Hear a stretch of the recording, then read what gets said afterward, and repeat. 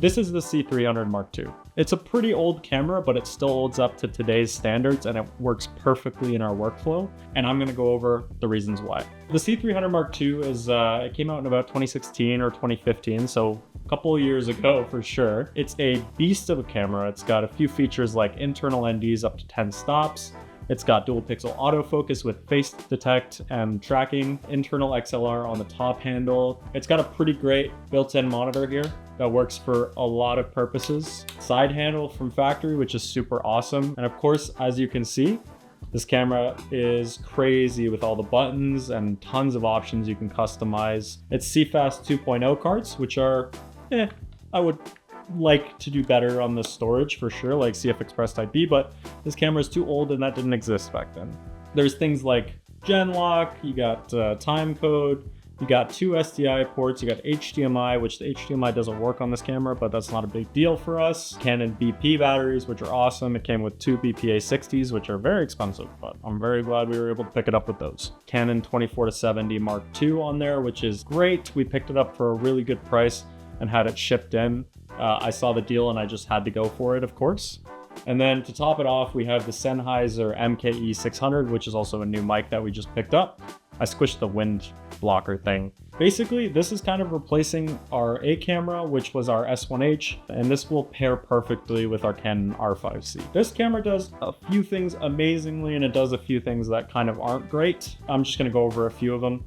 So the reasons why it's working in our workflow. Obviously it's Canon, so with the R5C we have the same picture profiles. It can shoot C-Log 3 and C-Log 2.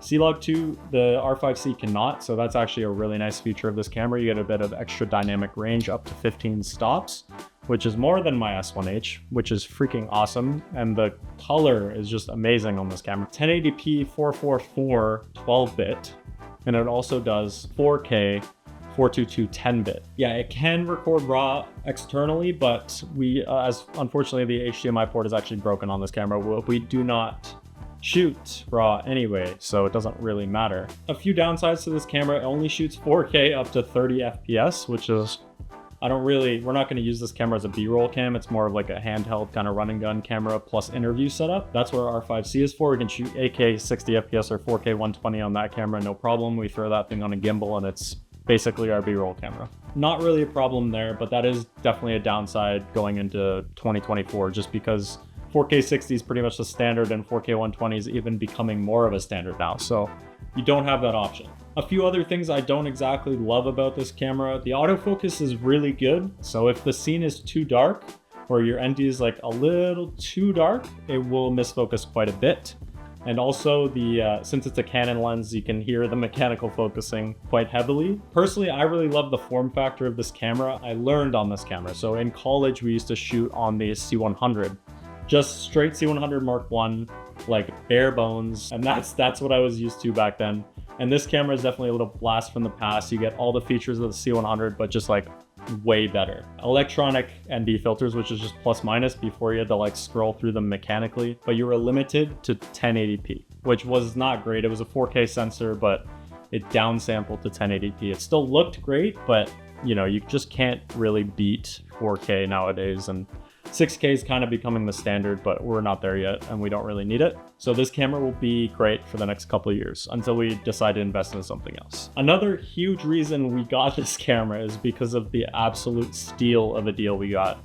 We were really excited about finding something like this, but we were kind of looking at cameras in the $6,000 to $7,000 ranges. It was just slightly out of our budget. So I was hunting Facebook Marketplace, as I do, and everything you see here, excluding the mic, we got 2 BP60 batteries with the charger, HyperCore V-mount batteries, which are pretty beefy, and I've never used these, but if we need to, we have them.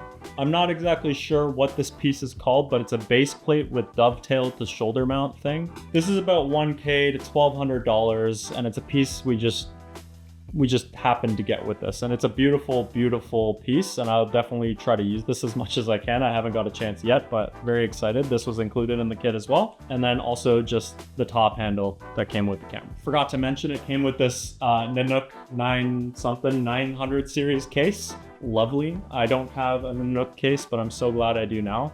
And we got this camera with all this included for a grand total of 3,000 Canadian dollars, which in my opinion is a fantastic deal.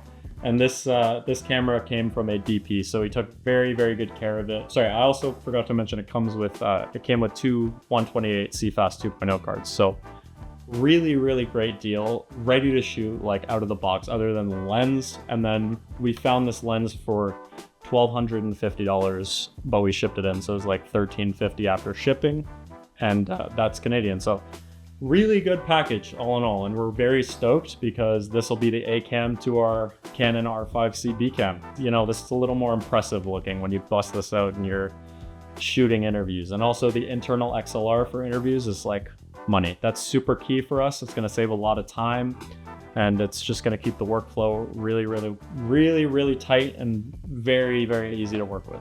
Other than that, I use all of these buttons, man, like having magnification, peaking, waveform, zebra, shutter, slow and fast, ISO, ND filter right on the side, plus like white balance and start stop in like 4 different places is absolutely incredible. And then the back IO is really cool. The only thing it's missing is the cover for the battery, but we're running BP60s anyways, so, and we're not really taking this thing out in the rain, and it wouldn't fit anyways. Just last point that I just have to touch on. The batteries are unreal. They last a very, very long time. Like I haven't even been through one on a full day's shoot. It lasts for like 350 minutes or so, and like I just don't really have to turn the camera off. And we have 2 of them, 2 BP60s if you need. So you don't really have to have a huge V mount setup. You just got these 2 batteries that you charge when you get home, or you just keep charged at all times, and you're good to go for the day or whatever the shoot might bring to you, because you will never run out of battery power with this camera. It's very, very efficient. Whereas the R5C, we do have to run a V mount on. It's mostly plastic construction, but the ergonomics of the camera are fantastic. Like I just absolutely love the way this camera feels to film with. And that is 900% the reason I got this camera. I feel the most comfortable shooting on this body. So now we're on the Canon C300 Mark II. There is one kind of major difference between that and the R5C, obviously, is the sensor size. This is a Super 35 sensor, and that is a full frame sensor. No big deal to us personally, but that's why we have the 24-70 on this camera. And then we have the 15-35 on the other camera. It kind of gives us the best of both worlds. It allows us to shoot super wide shots, and then this allows us to shoot super kind of medium to tight shots. We're really happy with the balance that these cameras have, and we wouldn't wish for anything else. So this is our perfect setup for now, and I hope you guys enjoyed the video. If you guys want to see more content like this, definitely hit the subscribe button and let us know down in the comments what you want to see next.